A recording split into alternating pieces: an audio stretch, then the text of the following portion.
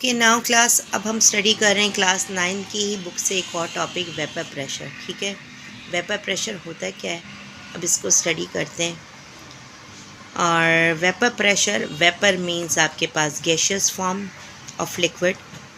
वो gaseous form अगर अपना प्रेशर एक्सर्ट करती है, और प्रेशर क्या होता है ये आपको पहले भी मैंने पढ़ाया था, यहाँ पे लिख देती हूँ, force per unit area. Force per unit area आपके पास प्रेशर है। अब वेपर प्रेशर आपके पास क्या होता है, गैशियस जो गैशियस मॉलिक्यूल्स हैं अपना प्रेशर एक्सर्ट करते हैं एट अ स्पेसिफिक टेम्परेचर या पर्टिकुलर टेम्परेचर के ऊपर, वो आपके पास क्या कहलाता है, वेपर प्रेशर कहलाता है। इन इक्विलिब्रियम वो भी मैं आपको बताती हूँ। अभी आप ये याद रखिए कि वेपर प्रेशर, जब प्रेशर जो एक्सर्ट होता है वेपर्स की वजह से, जब वो बैलेंस्ड हो जाएगा एक पर्टिकुलर टेम्परेचर पे, वो आपके पास वेपर प्रेशर होता है। अब यहाँ पे इक्विलिब्रियम या डायनेमिक इक्विलिब्रियम क्या होता है, इक्विलिब्रियम वो स्टेट होती है जहाँ पे rate of evaporation and rate of condensation equal हो जाए। रेट ऑफ एवोपरेशन आपको मैं पहले ही बता चुकी हूँ, और कंडेंसेशन भी आपको पहले बता चुकी हूँ कि ये दोनों एक दूसरे के क्या होते हैं, रिवर्स होते हैं। अब जब ये रिवर्स होते हैं तो क्या होता है कि रेट ऑफ एवोपरेशन इक्वल हो जाएगा रेट ऑफ कंडेंसेशन। यहाँ का रेट का मतलब क्या होगा बेटा, स्पीड, कि जितनी तेज़ी से आपके पास एवोपरेशन होगी उतनी ही तेज़ी के साथ आपके पास कंडेंसेशन होगी। लेकिन क्या फ़र्क होगा, उनकी डायरेक्शन अपोजिट होंगी। ये आपके पास एक इक्वेशन लिखी हुई है, इसको फॉलो कीजिएगा। अच्छा, लिक्विड कंडेंसेशन कर रहा है तो डायरेक्शन आपके पास किधर है, आगे की तरफ है, फॉरवर्ड में। वेपर्स में कन्वर्ट हुआ, वेपर्स दोबारा से कंडेंसेशन के प्रोसेस के थ्रू वेपर्स बना, और क्या बना लिया आपके पास, लिक्विड बना लिए। ठीक है, ये कंडेंसेशन का प्रोसेस हुआ और वेपर्स बन गए। वेपर्स, वेपोराइजेशन का प्रोसेस किया, बिल्कुल डायरेक्शन देखो, इन दोनों एरोज़ की डायरेक्शन देखो, दोनों की अपोजिट है। वेपोराइजेशन होगी तो किस में कन्वर्ट हो जाएंगे, लिक्विड में कन्वर्ट हो जाएंगे। अब आ जाइए इसकी एक्सप्लेनेशन के ऊपर कि from the surface of the area, कि अगर ओपन सरफेस है, देखो ये ओपन सरफेस है, ठीक है, ये मेरे पास एक कंटेनर है, इसकी एग्जांपल्स बहुत सारी हैं। ठीक है, एवोपरेशन हो रही है, ये एवोपरेशन हो रही है, ठीक है, ये आपके पास एवोपरेशन हो रही है, काइनेटिक एनर्जी ने इंटरमॉलिक्यूलर फोर्सेस को ओवरकम किया उन मॉलिक्यूल्स ने, और वो एस्केप हो गए। लेकिन अगर हम इस कंटेनर को क्लोज़ कर देते हैं, ये देखो, अगर हम इसको कंटेनर क्लोज़ कर देंगे तो मॉलिक्यूल्स जो होंगे वो आपस में ज्वाइन होने लगेंगे। ठीक है, अब जब मॉलिक्यूल्स आपस में ज्वाइन होने लगेंगे हो जाएंगे, और स्लोली एंड ग्रेजुअली वो दोबारा से लिक्विड में कन्वर्ट हो जाएंगे। इज़ इट क्लियर, वो स्लोली एंड ग्रेजुअली क्या करेंगे, वो लिक्विड में कन्वर्ट होने लगेंगे। नेक्स्ट है, अब जब वो लिक्विड में कन्वर्ट हो गए हैं, जब वो लिक्विड में कन्वर्ट हो रहे हैं तो वो प्रोसेस क्या कहलाएगा, कंडेंसेशन का प्रोसेस कहलाएगा।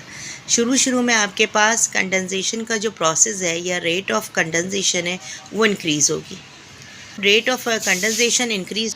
अब जब वो रेट ऑफ कंडेंसेशन आपके पास इंक्रीज़ हो जाएगी उस स्टेज पे जाके, जबकि आपके पास रेट ऑफ एवोपरेशन भी आप इंक्रीज़ होगी। अगर ये दोनों आपके पास दोनों इक्वल हो जाएंगी तो वो आपके पास क्या कहलाएगा, इक्विलिब्रियम या डायनेमिक इक्विलिब्रियम कहलाएगा। ठीक है, कुछ टाइम बाद आपके पास क्या होगा कि कंडेंसेशन का प्रोसेस भी इंक्रीज़ हो जाएगा, और एक स्टेज पे आपके पास कंडेंसेशन भी उस लेवल तक पहुंच जाएगी जहां तक रेट ऑफ एवोपरेशन है। तो ये क्या इस्टेब्लिश करेंगे, डायनेमिक इक्विलिब्रियम इस्टेब्लिश किया जाएगा इनके दरमियान। और जिस पॉइंट पे आपके पास, जहाँ पे वो वेपर अपना प्रेशर एक्सर्ट कर रहे होंगे, वो वेपर प्रेशर कहलाएगा। और इसको नोट डाउन किया जाता है मिलीमीटर ऑफ मरकरी में, Hg मरकरी का यूनिट है, एटमॉस्फेयर में, एटमॉस्फेरिक में, और टॉर और न्यूटन में, ये इसके यूनिट्स हैं जिसमें हम इसे मेजर कर सकते हैं। ठीक है, ये वो यूनिट्स हैं जिसमें हम इसको मेजर कर सकते हैं। अब इसके हम ज़रा फैक्टर्स को पढ़ते हैं। इसको इसके फैक्टर्स पढ़ाने से पहले मैं आपको वेपर प्रेशर की एग्जांपल दे दूँ। जिस तरह हम लोग रोटी बनाते हैं, उसको हॉट पॉट में थोड़ी देर बाद जब आप वो चीज़ हटाते हैं या हॉट पॉट का कैप हटाएंगे तो आप देखेंगे उसमें से वाटर कंडेंस हुआ निकल रहा होगा। ठीक है, वो वाटर जो कंडेंस होके आता है वही आपके पास वेपर प्रेशर से बन रहा होता है। ये एक एग्जांपल। अब नेक्स्ट है आपके पास एक वेपर। ये पढ़ाने से पहले मैं आप लोगों को एक एग्जांपल दे दूं वेपर प्रेशर की ही, कि अगर आप कोई भी चीज़ गर्म करते हैं या आप जैसे कहना चाहिए कोई भी खाना पकाते हैं उसको कवर कर देते हैं, थोड़ी देर बाद अगर आप उसको ओपन करेंगे तो what will you see, water arises. Water उस कवर के ऊपर होगा। ठीक है, वो कौन सा प्रोसेस होगा, कंडेंसेशन का प्रोसेस होगा। वो प्रेशर उसने वेपर प्रेशर ने एक्सर्ट किया होगा और उस वेपर प्रेशर ने जो एक्सर्ट किया होगा तो उसमें वेपर जो हैं वो किस में कन्वर्ट हो जाएंगे, आपके पास लिक्विड में कन्वर्ट हो जाएंगे। ये एक एग्जांपल है वेपर प्रेशर की। अब वेपर प्रेशर किसे कहते हैं या इसके फैक्टर्स क्या होते हैं, किसे कहते हैं तो हम कर चुके हैं। अब इसके फैक्टर्स कौन कौन से हैं, nature of a liquid, size of a molecule और टेम्परेचर। नेचर में सबसे पहले वेपर प्रेशर किस चीज़ पे डिपेंड करता है, लिक्विड पे, कि आपके पास लिक्विड की क्या नेचर है। अगर आपके पास पोलर लिक्विड्स हैं तो पोलर लिक्विड का मतलब जो डिफरेंट, जो वो लिक्विड्स जो कि डिफरेंट एटम्स और मॉलिक्यूल्स के मिलके बनते हैं, तो हमेशा उनका वेपर प्रेशर कम होता है as compare to non polar liquids. किस पे, सेम टेम्परेचर पे। मतलब पोलर लिक्विड्स का आपके पास वेपर प्रेशर कम होगा as compare to non polar at specific temperature. क्यों होता है ये, क्योंकि उनकी जो इंटरमॉलिक्यूलर फोर्सेस होती हैं वो काफ़ी स्ट्रॉन्ग होती हैं, जिसकी वजह से उनका बॉइलिंग पॉइंट हाई होता है।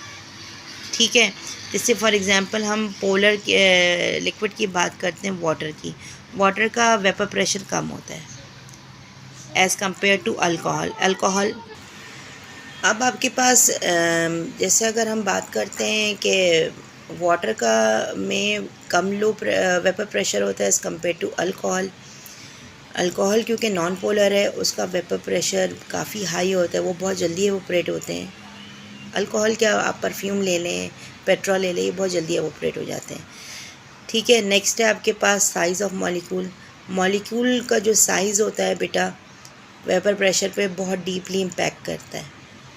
साइज़ ऑफ मॉलिक्यूल अगर जितना छोटा होगा उतनी तेज़ी से रेट ऑफ एवोपरेशन होगी। अगर साइज़ ऑफ मॉलिक्यूल बड़ा होगा तो तो वेपर प्रेशर इतनी तेज़ी से नहीं होगा। जैसे यहाँ पे लिखा है हेक्सेन है, हेक्सेन का जो साइज़ है मॉलिक्यूल का वो स्मॉल होता है एज़ कम्पेयर टू डीकेन। देखो कार्बन यहाँ पे क्या है 6 है और वहाँ पे कार्बन 12 है, हाइड्रोजन 14 और यहाँ पे 22। क्यों, क्योंकि उनका जो साइज़ जो होता है वो छोटा होता है, इस वजह से हेक्सेन जो है वो बहुत जल्दी कहना चाहिए एवोपरेट हो जाता है और वो ज़्यादा तेज़ी से वेपर प्रेशर एक्सर्ट करता है। नेक्स्ट, टेम्परेचर भी एक बहुत इंपॉर्टेंट एलिमेंट है या फैक्टर है वेपर प्रेशर में। ये वेपर प्रेशर में कैसे है, इसमें ये बता देती हूँ आप लोगों को। वेपर प्रेशर जो होता है जैसे जैसे इंक्रीज़ होता जाएगा वैसे वैसे आपके पास टेम्परेचर भी रेज़ अप होता जाएगा। काइनेटिक एनर्जी इंक्रीज़ होगी क्योंकि मॉलिक्यूल्स काइनेटिक एनर्जी एब्जॉर्ब कर लेते हैं with the increase of temperature. जैसे जैसे आपके पास वेपर प्रेशर बढ़ता जाएगा वैसे वैसे आपके पास टेम्परेचर भी इंक्रीज़ होता जाएगा, जिसकी वजह से आपके पास rate of vapour pressure increase हो जाएगा। वेपर प्रेशर जो है वो बढ़ जाता है। इसकी एग्जांपल में आपके पास क्या हो जाएगा, vapour pressure of water at 0 centigrade, 0 degree पे कितना होता है 4.58 मिलीमीटर होता है। जो वाटर का वेपर प्रेशर होता है 0 सेंटीग्रेड पे कितना होता है 4.58 मिलीमीटर। ये आपके पास हो सकता है कि ब्लैंक में आए। ठीक है, जब उसको वाटर को फ्रीज़ किया जाता है तो क्या होता है Hg कितनी बन जाती है उसकी 4.58। लेकिन अगर वाटर को हम हीट करेंगे या बॉईल करेंगे 100 सेंटीग्रेड पे तो उसका वेपर प्रेशर क्या होता है 760 मिलीमीटर Hg। ठीक है, उम्मीद करती हूँ आपको समझ में आया होगा। काइंडली मेरे चैनल को लाइक करें, सब्सक्राइब करें और अपना ख्याल रखें। फ़ी अमान अल्लाह।